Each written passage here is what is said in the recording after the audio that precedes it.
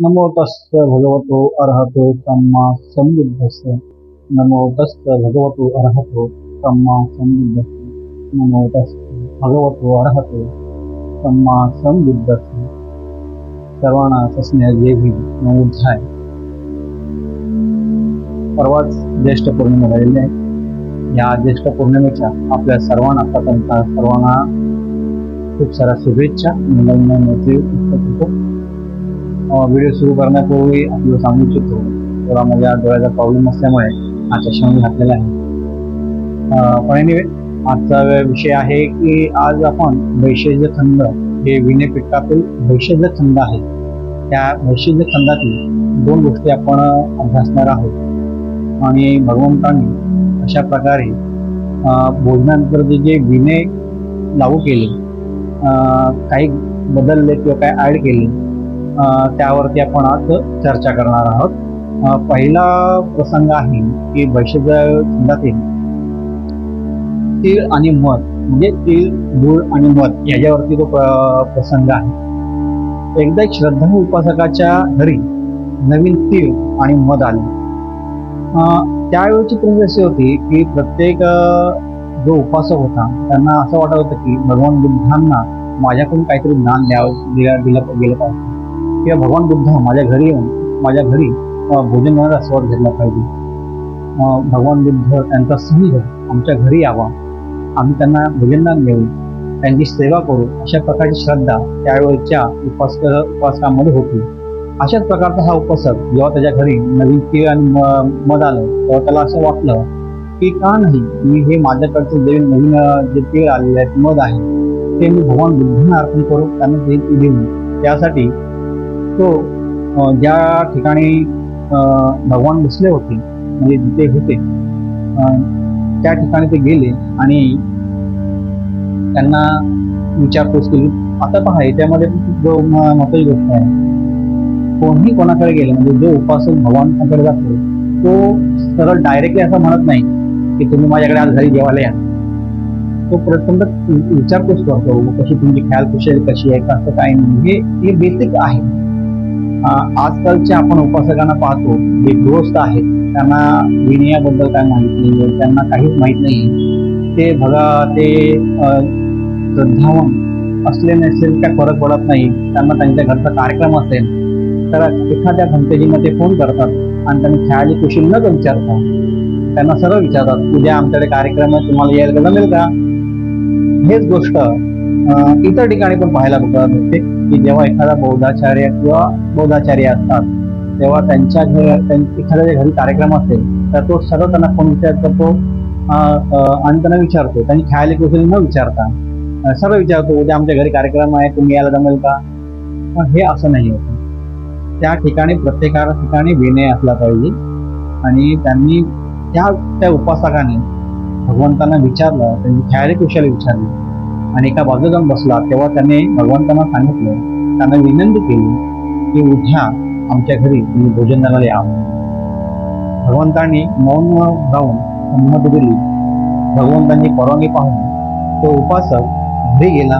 त्याने संपूर्ण भोजनाची साहित्याची त्याने हे केलं, व्यवस्थितपणे त्यांनी योजना केली आणि सकाळपासून तो भोजनासाठी लागला।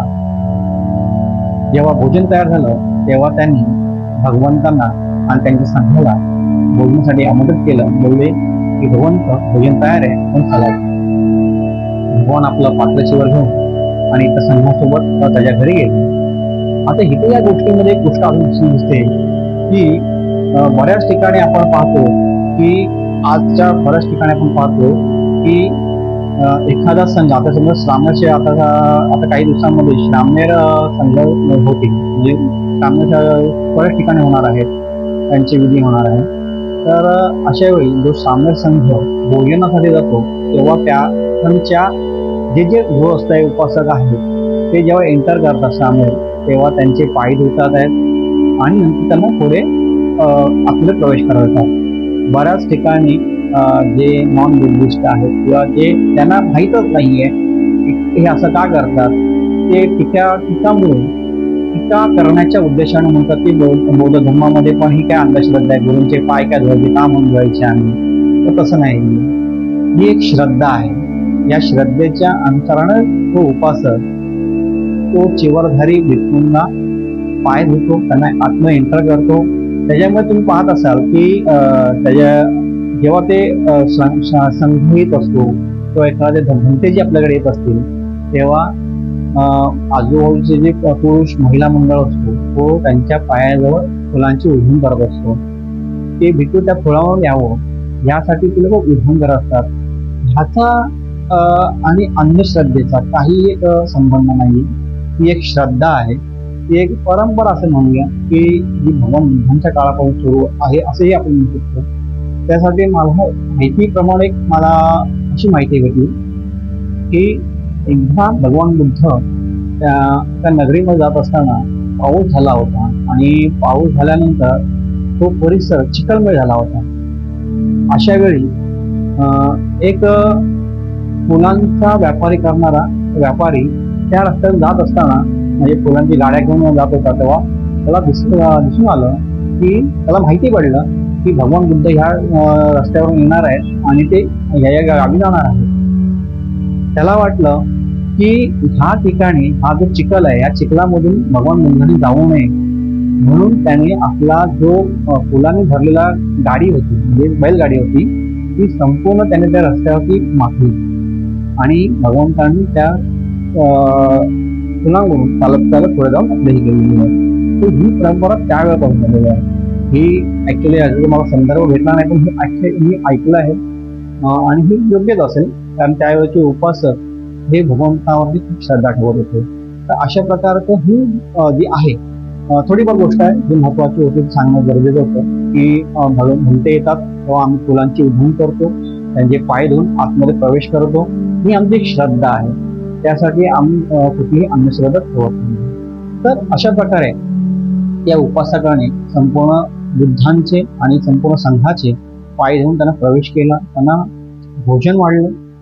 ते बघत होते संपूर्ण की जोपर्यंत भगवान विचारण देत होते की बाबा तुम्ही घ्या तुम्ही घ्या.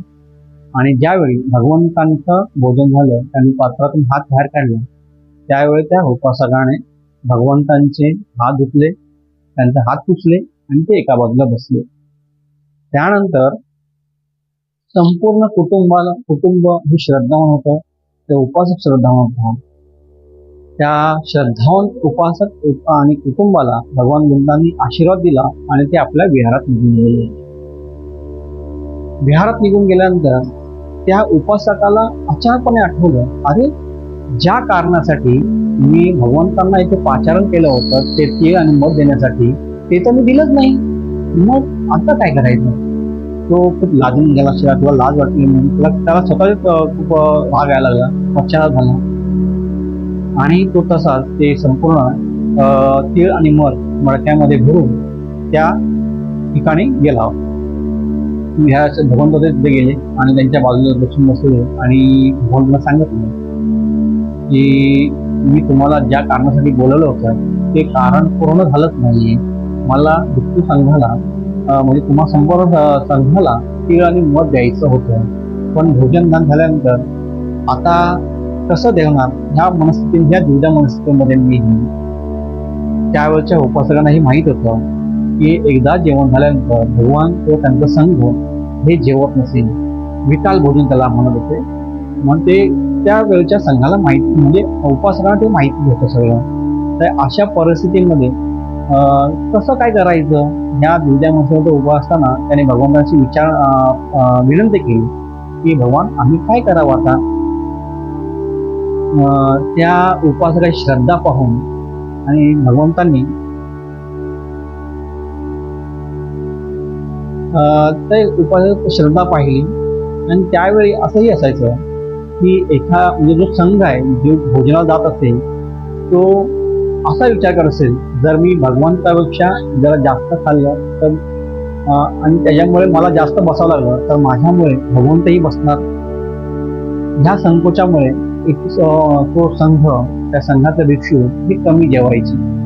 काही जण मी अति जेवलं तर चुकीचा मेसेज जाईल म्हणून कमी जेवायचे किंवा जर त्या ठिकाणी एखादा दुष्काळ असेल तर अशा वेळी ते संघ कमी जेवायचा, जेणेकरून ते भोजन उतरण जाईल. तर अशा प्रकारचा त्यावेळेचा संघ हा थोडाफार अतृप्त असायचा. तो पूर्ण जेवण नसायचा की भगवान बुद्धांना माझ्यामुळे वाट बघावं लागेल या विचाराने, किंवा माझ्यामुळे मी जर जास्त काळ काय तर तिला समजले जाईल ह्या कारणामुळे त्या दुष्काळामुळे तो संघ पोटभर जेवत नसेल, तो अतृप्त असेल. तर हे भगवान बुद्धांना माहिती होतं. तर त्यांनी काय केलं, त्या उपासकाची श्रद्धा पाहून आणि आपल्या संघाकडे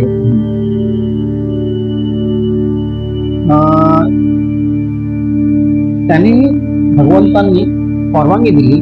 ते म्हणाले, भिक्खूंनो, मी तुम्हाला परवानगी देतो भोजनानंतरही मिष्टान्न स्वीकारण्याची, अतृप्त राहिलेल्या संघाला पुन्हा भोजन करण्याची. हा संदर्भ तुम्हाला विनयपिटक वैश्यचा स्कंद याच्यामध्ये भेटेल. आणि ह्यानंतर भगवंताच्या संघात भोजनानंतर मिष्टान्न स्वीकारण्याचा नियम बनला, म्हणजे एक विनय बनला की जेवण झाल्यानंतर मिष्टान्न खाण्याचा हा नियम बनला, विनय बनला. आजही या देशात साधू समाजाला तीळ, मध, गूळ दान देण्याचा भावविधी आहे. याची उत्पत्ती भगवंतांच्या संघातील या विनयातूनच झाली आहे. तो उपासक मडक्यामध्ये भरून जे आणलेले जे तीळ, मध, गूळ होतं ते संपूर्ण घेऊन विहारामध्ये आला. आणि त्यावेळच्या म्हणजे बैलगाडीला पाली भाषेमध्ये सकड म्हणतात. शतकांच्या दीर्घ काळानंतर ही परंपरा अजूनही जिवंत आहे, पण कथा बदललेल्या आहेत. म्हणजे काय झालं की ही जी परंपरा आहे, जी विश्वासाठी आतापर्यंत आपल्यापर्यंत आलेली आहे, ते तशाच आहे, पण त्याचं कथा बदलण्यात आले, त्याचं स्वरूप बदलण्यात आलं. आता पहा, माघ महिन्याच्या चतुर्थीला सकट पूजा असते, ज्या दिवशी तीळ, मध आणि गूळ देतं हेच त्यांचं मुख्य साहित्य असतं. त्या दिवशी विनायक पूजेचा विधी आहे. माता आपल्या पुत्रांच्या कुशल मंगलासाठी हे व्रत करतात. विनायक याचा अर्थ जो विनयाचा नायक आहे, विनयाने परिपूर्ण आहे. भगवान बुद्धच विनायक आहेत. आता आपण हे ऐकलेलं आहे, विनायक हा शब्द ऐकलेला आहे. विनयाचा जो नायक तो विनायक, भगवान बुद्धच हे विनयाचे नायक आहेत. म्हणून त्यांना पण एक संबोधलं जातं की भगवान बुद्धच हे विनायक आहेत. संघाचा एक पर्यायवादी शब्द, म्हणजे संघाला एक पर्याय काय म्हणतात, धन. त्याचे अध्यक्ष म्हणजे त्याचे जे मुख्य आहे, शास्त्र आहेत भगवान बुद्ध. जे जो गण आहे त्याचं जे शास्त्र आहे त्याला गणपती म्हणतात. विनायक, गणपती इत्यादींचा अर्थ आता ह्या करंट सिस्टीममध्ये मिथकीय पात्र झालेला आहे. परंतु ऐतिहासिक दृष्ट्या ही संबोधने भगवंतांसाठीच वापरले जातात. तुम्हाला ह्याचा संदर्भ कुठे भेटणार, मध्यम निकायात जर तुम्ही अभ्यास कराल तेव्हा त्याच्यामध्ये स्पष्टपणे विनायक आणि गणपती हे असे भगवंतांना संबोधलं गेलेलं आहे.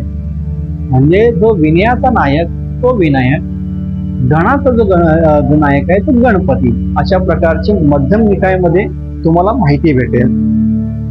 परंपरांची तपासणी केली असता असे काही हातात धागे लागतात की तिळवा, तीळ, एकादशी, षडतिला, द्वादशी इत्यादी अनेक व्रत व सण ज्यात तीळ, गूळ, मध दान करण्याचा विधी आहे.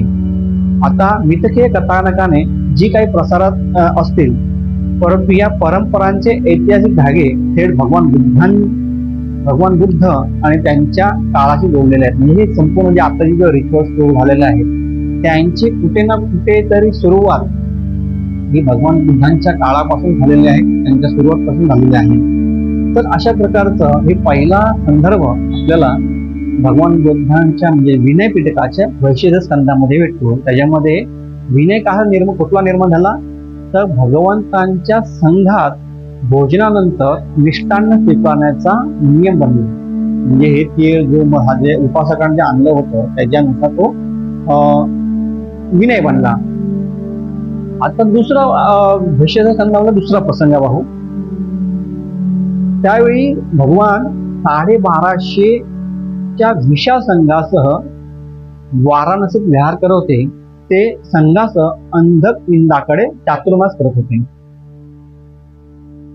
जे 1250 संघास भगवान बुद्ध वाराणसीत विहार करत होते. त्यावेळी काही उपासक, म्हणजे जसे मी आपल्याला बोललो की त्यावेळी श्रद्धा उपासक की माझ्याकडून भगवंतांना भोजनदान व्हावं, संघाला भोजन द्यावं यासाठी प्रयत्न करत असे. आणि अशा वेळी ह्या प्रसंगामध्ये सांगत आलं आहे की भगवंतांच्या या 1250 संघाला उपासक जण भोजनदान देत असताना ते माझ्याकडे भोजन करावं, माझ्याकडून भोजन द्यावं ह्यासाठी त्यांच्या मागे मागे फिरत होते. आणि अशातच एक तरुण उपासक जो घरामध्ये एकटाच होता, त्याच्या घरामध्ये कमवणार तो एकटाच होता, तोही साधारणतः 2 महिने कंटिन्युअसली भगवान बुद्धांच्या संघाबरोबर फिरत होता की आज मला भोजनदानी संधी भेटेल, आज मला भेटेल, अशा प्रकारच्या विचारामध्ये तो फिरत होता. पण साधारणतः 2 महिने होत आले पण त्याला ती संधी प्राप्त झाली नाही. आणि अशा वेळी 2 महिने झाले, आता घरची त्याला आठवण यायला लागलेली आहे, मग घरीदार कोण नाहीये. अशा वेळी त्याची ही मनस्थिती झाली की त्याला आता काय करायचा असा विचार करायला लागला. पण त्यावेळेचा काळ खूप समृद्ध होता, धनधान्याने समृद्धी होती, त्यामुळे एवढाही काही प्रॉब्लेम नव्हता. त्याच्यामध्ये असं होतं की तो भगवान बुद्धांचा मन समृद्ध होता, खूप चांगला होता. तुम्ही एक शब्द बघा, एक गाणं ऐकता, जहाज डाल डाल में सोने की चिड़िया करती है बसेरा, तो भारत देश है मेरा. तो खरा तर भारत सोन्याची चिडिया जो म्हणत होता तो सम्राट अशोकांचा काळ आहे, भगवान बुद्धांचा काळ आहे. अशा काळामध्ये भगवान जेव्हा ही करत होते सगळीकडे आपला आध्यात्मिक जो प्रवास होता त्यांचा, म्हणजे जे धम्माचं ज्ञान देण्याचा प्रचार प्रसार करत होता त्यांचा कालावधी होता, तो खराच समृद्ध होता. आणि अशा काळामध्ये त्या उपासकाला 2 महिने झालेले आहेत, आता आपल्याला काहीतरी केलं पाहिजे असं करता करता त्याने एक विचार केला की त्याने ऑब्झर्व केलं, म्हणजे एक निरीक्षण केलं की जे आतापर्यंत त्यांनी जे 1250 संघाला ज्यांच्याकडून भोजनदान दिलं त्या सर्वांमध्ये त्यांनी पाहिलं की भोजनामध्ये त्यांनी सगळं वाढलेलं आहे, पण एक गोष्ट नाही त्याला दिसली ती म्हणजे यवागो. यवागो म्हणजे काय? हा पाली शब्द आहे यवागो. यवागो म्हणजे ओली खिचडी. त्याने पाहिलं की जो तो आपलं भोजनदान देत असताना यवागो त्याने दिला नाही, आणि त्याला त्यावेळी कल्पना सुटली आणि तो मोठ्या उत्साहामध्ये भंते आनंद यांच्याकडे गेले. भंते आनंद यांना त्यांनी विनंती केली, त्यांना विचारणा केली की मी आज 2 महिने या संघाच्या मागे मागे फिरत आहे की मला भोजनदानाची संधी मिळेल यासाठी मी फिरत होतो, पण मला ती संधी काय उपलब्ध झाली नाही. आणि आता बरेच मी घरामध्ये एकटाच असल्यामुळे, कमवता एकटा असल्यामुळे मला आता घरी जाणं गरजेचं आहे. तर मी पाहिलं की भोजनदान करताना, म्हणजे जे उपासक भोजनदान देत होते त्याच्यामध्ये मला एक गोष्ट दिसली नाही, ती म्हणजे यवागो. आणि ती नसल्यामुळे, यवागो आणि मिष्टान्न नसल्यामुळे, मिष्टान्नामध्ये मधुपिंड, म्हणजे त्या भोजनामध्ये यवागो आणि मिष्टान्न नव्हतं. मिष्टान्न म्हणजे मधुपिंड म्हणजे लाडू, एक प्रकारचा लाडू असतो, ते कोणी वाढले नाही. जर तुमची परवानगी असेल तर मी ह्या भोजनदानामध्ये यवागो आणि मिष्टान्न देऊ शकतो का, अशा प्रकारची विनंती त्याने मला द्यायची मला इच्छा आहे, तर माझी विनंती तुम्ही मान्य करा. भंते आनंद असे म्हणतात की ठीक आहे उपासक, मी आधी भगवंतांना विचारतो आणि तुला येऊन सांगतो. भगवान बुद्ध जिथे बसले होते तिथे अन्न गेले आणि सांगितलं की हे 2 महिना हा उपासक आपल्या मागे फिरतोय, त्याला भोजनाला संधी भेटत नाहीये. पण त्याने अशा प्रकारची विनंती केली आहे की भोजनामध्ये यवागो आणि मिष्टान्न मधुपिंड देण्याचं त्यांनी विनंती केलेली आहे. आपण काय करूया, भगवान बुद्धांनी पुन्हा त्या श्रद्धाळू उपासकाकडे पाहिलं, त्याच्या मनाचा भाव जाणला आणि त्यांना परवानगी दिली. ही परवानगी ऐकल्यानंतर म्हणजे आनंद त्या उपासाकडे गेले आणि त्यांनी सांगितलं की भगवंतांनी परवानगी दिलेली आहे, तुला जे योग्य वाटेल ते तू कर. आणि त्यानंतर जेव्हा आपण मगाशीच पाहिलं की भोजनानंतर ते मध आणि गुळ देण्याचं त्याने भगवंतांनी मान्य दिली. हा नियम आता मला थोडं कन्फ्युजन आहे की हा पहिला नियम पहिला झाला का दुसरा नियम आता झाला, आपण पाहूया जरा. त्याच्यामध्ये असा होता की भोजन सुरू होण्यापूर्वी आणि समाप्त झाल्यानंतर काही खाद्य स्वीकारणे निषिद्ध होते. उपासकांनी खिचडी आणि लाडू वाढल्यावर संघ भगवंताकडे पाहू लागला. खिचडीला पाली भाषेत येवागो म्हणतो आपण पाहिलं, लाडूला मोदीपिंड म्हणतो पाहिलं. येवागो खरं तर ओली खिचडी असते जी वैद्य म्हणजे जे आपण आपल्या घरी आपण संपूर्ण पाहतो पेज एक प्रकारची की आपल्या घरी पेज बनली जाते, जी त्यावेळेचं जे वैद्य होते म्हणजे डॉक्टर त्यावेळेचे होते ते रुग्णांना खाण्यासाठी सुचवतात. म्हणजे येवागो म्हणजे ओली खिचडी हे रुग्णांना खायला सुचवतात. वास्तविक अर्थाने खिचडी हे खाद्यपदार्थ नसून पेय भोज्य आहे. उपासकाने भगवंतांच्या समोर येवागो आणि मधुपिंड वाढले. भगवंतांनी हे दान स्वीकारले आणि भिक्षूंनाही परवानगी दिली, भिक्षूंनो ग्रहण करा. तेव्हापासून संघात भोजन संपल्यानंतरही पेय आणि मिष्टान्न स्वीकारण्याचा नियम बनला. आता इथे थोडस आपल्याला समजायला पाहिजे की संघात भोजनानंतर एक मिष्टान्न म्हणजे ते पाहिलं आपण आणि हे आता पेय पाहिलं. म्हणजे विकाल भोजन जे आपण म्हणतो की 12 नंतर जेवायचं नाही. आज बऱ्याच ठिकाणी मी पाहतो की जिथे जिथे श्राम्य संघ आहे, जिथे जिथे ऑर्गनाईज केलं जातो, त्या ठिकाणी आपण सकाळचं नाश्ता, दुपारचं जेवण आणि त्यानंतर काही नाही असं आपण पाहतो. असं आतापर्यंत आपल्याला माहिती पडलेली आहे. पण मी बऱ्याच ठिकाणी म्हणजे आता मुंबईच्या ठिकाणी बऱ्याच ठिकाणी पाहिलेलं आहे की संध्याकाळी त्यांना म्हणजे जेवल्यानंतर संध्याकाळी 6-7 वाजता त्या दरम्यान चहा, बिस्किट आणि त्यानंतर फळाहार दिला जातो. माझे एक मित्र आहेत ज्यांनी आता म्हणजे 1-1.5 वर्षापूर्वी साऊथ इंडियामध्ये त्यांनी तिथे कॅम्प ऑर्गनाईज केला होता श्राम्य शिबिर. त्या ठिकाणी ते नवीन श्राम्य होते, त्यामुळे त्यांना काय नियम माहीत नव्हता. तर एका उपासकाने त्यांना घरी बोलवलं, म्हणजे संपूर्ण संघाला ते 20-22 जणांचा तो संघ होता. त्यांना घरी बोलवलं संध्याकाळच्या वेळी आणि त्यांना फळाहार दिला. तर ते नियम त्यांना म्हणजे उद्यापासून किंवा संध्याकाळपासून त्यांचं शिबिर चालू होणार होतं. तर त्यांचे जे संघनायक होते ते तिथे बाजूलाच बसले होते, त्यांनी काय ऍक्सेप्ट केलं नाही ते. पण हे जे नवीन नवागत होते श्रद्धाळू श्राम्य, त्यांनी तो फळाहार सुरू केला, खाल्ला गेला. तो संपूर्ण झाल्यानंतर जेव्हा त्यांचा संघ त्यांच्या विहारामध्ये पुन्हा आला तेव्हा जे संघनायक होते त्यांनी सरळ सांगितलं, मी तुमच्या संघाला शिकवू शकणार नाही. तुम्ही माझी परवानगी मला न विचारता तो फळाहार कसा सुरू केला. बोललं काय झालं, आमची काय चुकी आहे, कशी काय, म्हणजे ह्याच्यामध्ये काय चुकी झालं. म्हणजे आमच्या उपासकाने आपलं श्रद्धावून दिलं त्यामुळे आम्ही खाल्लं. ते म्हणाले तुम्हाला विनय माहिती आहे का, तुम्ही काहीही चावून खाऊ शकत नाही संध्याकाळच्या नंतर. अशा प्रकारे त्यांनी सांगितली माहिती. आज आम्ही सर्रास फळाहार खातो. भगवंतांनी मला वाटतं विनय पिटकाच्या एका खंडामध्ये, मला एकदम सुद्धा आधार माझ्या हातात नाहीये, पण विनय पिटकाच्या एका ठिकाणी भगवान बुद्ध सांगतात की विकाल भोजन म्हणजे नंतर आम्ही 7 प्रकारचे पेय सांगितलेले आहेत, ते फक्त पिऊ शकतात. मग अशा वेळी आज ज्या ज्या ठिकाणी हे संघ बसतात त्यांना संध्याकाळचं जेव्हा आम्ही फळाहार देतो ते कितपत योग्य आहे. कारण आम्ही देतो, उपासक देतो, आणि आम्हा उपासकांनाच जर आम्हाला विनय माहीत नसेल तर ते नवागत श्रद्धाळू श्रामदारांना काय माहिती असणार आहे, किंवा त्यांचे संघनायक काय आहेत त्यांना ते सांगण्याच्या पूर्वीच आपण उपासक सगळे आणून देतो, तर कसं होणार आहे. तर मला वाटतं की आपण सर्वांनी ह्या नियमाला लक्षात घेणं पाहिजे, गरजेचं आहे. विनय काय असतो हे प्रत्येक उपासकांनी अभ्यासलं गरजेचं आहे. सध्या तर एवढं थांबतो कारण विषय आपला वेगळा जाईल.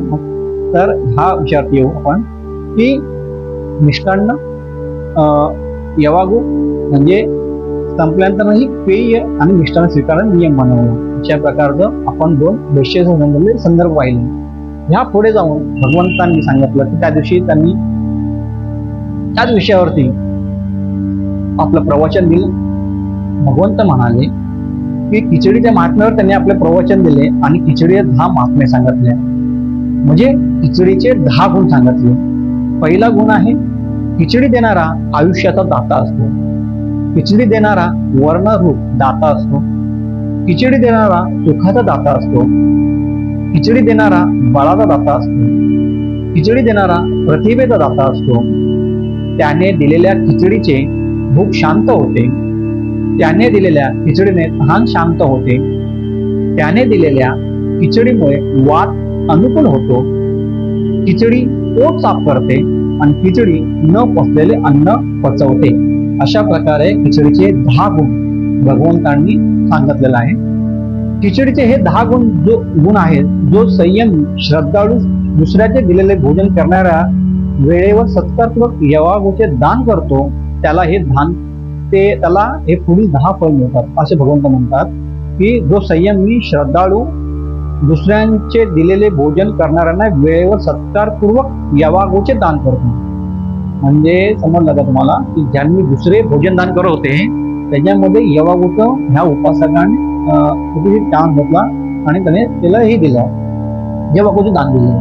त्याला कुठले 10 फळ मिळतात? 1 आयुष्य, रूप वर्ण, 3 सुख, 4 बळ, 5 प्रतिभा उत्पन्न होते, 6 भूक शांत होते, 7 तहान शांत होते, 8 वात विकार होत नाही, वात अनुकूल राहतो, पोटाचे शोधन होते आणि 5 पचन ठीक राहते. हे या प्रकारच्या 10 फळ त्या दानदात्याला मिळतात. भगवान असे म्हणाले की ही औषधासारखी आहे. दिव्य सुखाची इच्छा असणाऱ्या आणि सौभाग्याची इच्छा असणाऱ्या व्यक्तीने खिचडीचे दाता असले पाहिजे, म्हणजे खिचडीचे दान दिलं पाहिजे. अशा प्रकारचं भगवान त्या ठिकाणी उपदेश करतात. या प्रकारे भगवान बुद्धांनी खिचडीचे महात्म्य सांगितल्यामुळे कालांतराने खिचडी भारताचे एक धार्मिक भोजन देखील झाले आणि साधू समाजाचे सर्वात आवडते भोजन झाले. केवळ इतकेच नाही तर श्रद्धांसाठी भोजनदानाची ही सर्वात आवडती सामग्री झाली, कारण तो लवकर आणि सहजपणे तयार होऊ शकते. 2500 वर्षांच्या दीर्घकाळात खिचडीचे दानाचे एक महान धार्मिक स्वरूप धारण केले आणि हळूहळू संपूर्ण भारतात खिचडी एक सण बनला आहे. जसं आपण मगाही पाहिलं की तीळ गुळ मध कसं झालं, त्यानुसार या खिचडीचं कशा प्रकारे रूपांतर झालं, म्हणजे जे कथा आहे त्या पुढे स्वरूप बदललं. तर भारताच्या दक्षिणेकडील राज्यांमध्ये जसे की तामिळनाडू, कर्नाटक, केरळ, आंध्र प्रदेशमध्ये ह्याला पोंगल म्हणतात. या सणाला जे आहे ते पंजाब हरियाणात याला लोहडी म्हणतात. उत्तर भारतातील राज्यामध्ये याला खिचडी म्हणतात. तामिळ भाषेत खारट खिचडीचे नाव मेलागू आहे. म्हणजे तामिळ भाषेमध्ये खारट खिचडी नाव मेलागू आहे, जे निश्चितच पाली भाषेतील यवागूचे तामिळ संस्करण आहे. आता 14-15 जानेवारी म्हणजे जे आपल्या जानेवारीमध्ये येतात त्यावेळी मकर संक्रांतीची तारीख खिचडीच्या रूपात सर्वसामान्य तारीख झालेली आहे. म्हणजे अशा दिवसांमध्ये या खिचडीचं रूपांतर झालं. म्हणजे जी परंपरा सुरुवातीला होती ती हळूहळू बदलत आली, काळानुसार बदल झाली आणि आतापर्यंत आपल्याला खिचडीचं हे दिलं. तसे हे 2 प्रसंग विनयपिटकातील भेषज खंडामध्ये आपल्याला सापडतात, ज्यामध्ये भगवंतांनी 2 प्रकारचे नियम बनवलेले आहेत, 2 विनय बनवलेले आहेत, जे खाल्यानंतर मिष्टान्न खाणं किंवा भोजनानंतर पेय आणि हे याच्यामध्ये आपण अधिक प्रकारे माहिती घेतली असेलच. मला वाटतं इतर गोष्टीवरती आपण चर्चा केलेली आहे, पण पुरताच मला वाटतं की हा 2 विषयांचं खूप महत्वाचं मला संदर्भ भेटले, मला तुमच्याही शेअर करावंसं वाटलं. आपण सगळे आलात, श्रद्धा संपन्न उपासक उपासिका यांनी धम्म ऐकला, ही दर्शना माझ्याकडून ऐकली, तुम्ही सर्व माझी दान पारण पूर्ण करण्यासाठी मला मदत करीत आहात. खूप खूप धन्यवाद, खूप खूप साधीवाद. या पुण्याच्या प्रतापाने तुमचं माझं आपल्या सगळ्यांचं मंगल हो. धम्म सांगत असताना जर एखाद्या गोष्टीचा, एखाद्या शब्दाचा जर थोडासा अर्थ मागे पुढे होत असेल तर बुद्ध धम्म संघ मला क्षमा करून माझा हेतू चांगला होता, चांगला आहे. धम्माचा प्रचार प्रसार करण्यासाठी हे छोटेसे कॉन्ट्रीब्युशन आहे. या पुण्याच्या प्रतापाने तुमचं माझं आपल्या सगळ्यांचं मंगल हो, आपल्या पारवी पूर्ण हो, अरहंताचं दर्शन हो, बुद्धाचं दर्शन हो. साधू साधू साधू.